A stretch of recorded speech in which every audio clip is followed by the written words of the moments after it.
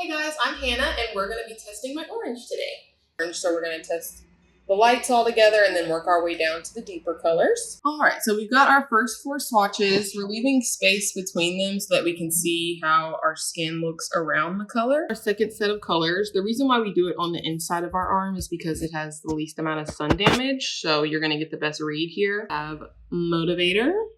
You can tell that one's pulling really off polished. This one's a little tricky because it's kind of in the same depth of color of my skin tone, but you can tell that it's pulling just a little odd on me also just by looking around it.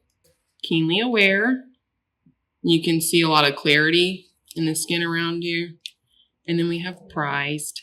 Now we're in our third set of colors. This one's a little trickier because some values can be harder to read. So we'll just go back through what we've been doing for the other ones and looking next to the color in the baggie to see how true it reads. Final group. Another thing to keep in mind while you're doing this is to take notes. When you do each grouping, the color looks more red or more yellow on you, and then what you think the winner is for each group. I'm gonna do the little baggie trick for certain, tolerant.